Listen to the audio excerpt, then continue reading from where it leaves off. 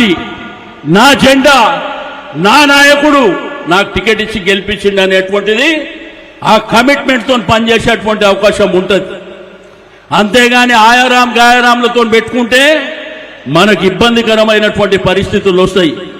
ఒకప్పుడు అంబర్పేట నియోజకవర్గం అనేది బీజేపీ వాళ్ళ మా అడ్డా అంటుండే, కానీ ఈరోజు అంబర్పేట్ టిఆర్ఎస్ అడ్డా, కాలేరు వెంకటేష్ అడ్డా ఇది. కాబట్టి దీన్ని మనం కాపాడుకోవాల్సినటువంటి అవసరం ఉన్నది. ఈ ప్రభుత్వాలు వస్తుంటాయి పోతుంటాయి, మాట్లాడేటోడు గట్టిగా మాట్లాడతాడు, మరి ఈ ముఖ్యమంత్రి కూడా మాట్లాడుతుండు.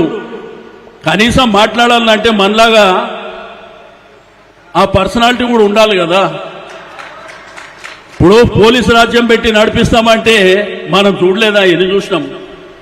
కేసీఆర్ గారు పెట్టిన ఉద్యమంలో ఎన్ని లాఠీ దెబ్బలు తిన్నారు మీరంతా, ఎన్నిసార్లు జైల్లోకి పోయినరు.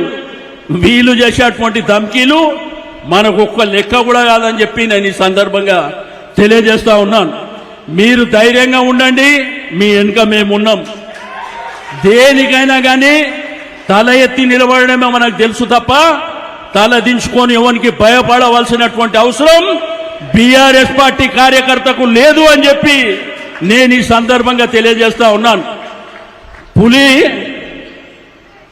పులి వ్యవసాయ క్షేత్రంలో పండుకొని ఉంది. మన పెద్ద పులి ఏడమనుకుంది, ఒక్కసారి లేచిందనుకో, చూసింది కదా మాలి మధ్యలో అట్లా వచ్చి కనిపించిపోతేనే భయం భయం భయం భయం. కాబట్టి కేసీఆర్ గారి చరిత్ర, కేసీఆర్ గారి పర్సనాలిటీ, కేసీఆర్ గారికి ఉన్న విజ్ఞానం, కేసీఆర్ గారికి ఈ తెలంగాణ భూభాగంలో ఉన్నటువంటి ఆలోచన విధానం ఎవరికన్నా ఉందా?